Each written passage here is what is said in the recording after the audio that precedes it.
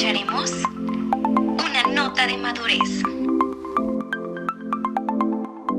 Hola a todos, espero que se encuentren bien. Hoy vengo a hablar un poco sobre la madurez, pero no la madurez como el mundo la pinta, ya que el mundo dice, o es muy común escuchar, que mientras más experiencias tienes, más maduro eres, o mientras peor te trata la vida, más madurez vas adquiriendo, o que la madurez se basa en la edad, los estudios y los logros.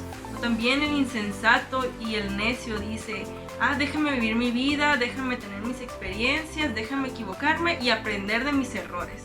Pero si analizamos todo esto desde una perspectiva bíblica, en Proverbios podemos encontrar muchos pasajes donde nos enseñan a recibir sabiduría y adquirir madurez a través del aprendizaje de las experiencias de los demás, no cometiendo sus mismos errores y tampoco no apoyándonos en nuestro propio entendimiento, sino guardando los mandamientos de Dios, buscando el consejo de los sabios y pidiéndole a Dios el crecer en sabiduría, en nuestra relación con el prójimo, en carácter, en entendimiento y principalmente en nuestra relación con Dios.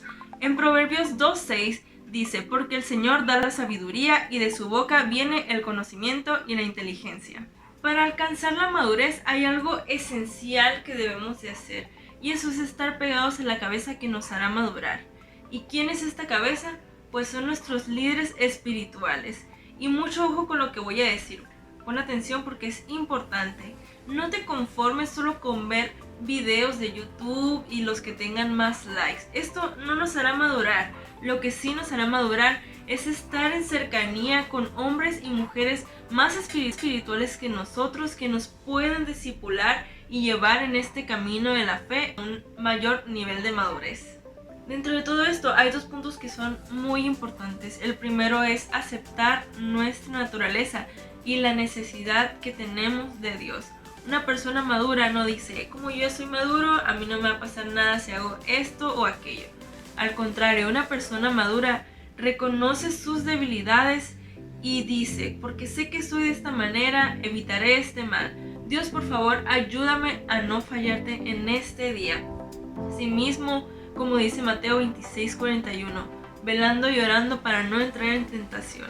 También como la parábola del fariseo y del publicano. Probablemente el fariseo era más maduro en años, pero él se fijaba en todos los errores demás, menos en los suyos, no se autoanalizaba, no veía su necesidad que tenía de Dios. En cambio, el publicano reconocía sus errores y la necesidad del perdón de Dios. Y con esto quiero llegar al segundo punto, que es reconocer nuestros errores. Así como David dijo en el Salmo 19, ¿quién podrá entender sus propios errores? Líbrame de los que me son ocultos.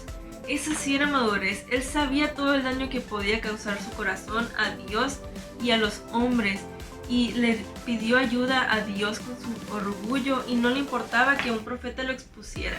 Así como David, los hombres y mujeres maduros no les importan las críticas y mucho menos se dejan mover por lo que las masas dirán, porque saben que su valor viene de Dios. Y entonces, ¿cuándo lograremos el perfeccionamiento de nuestra madurez?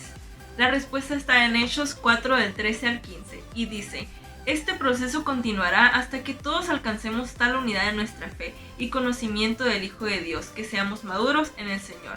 Es decir, hasta que lleguemos a la plena y completa medida de Cristo. Hablaremos la verdad con amor y así creceremos en todo sentido hasta parecernos más y más a Cristo, quien es la cabeza de su cuerpo, que es la Iglesia.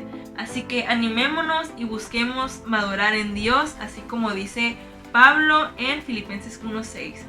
El que comenzó tan buena obra en ustedes la irá perfeccionando hasta el día de Cristo Jesús.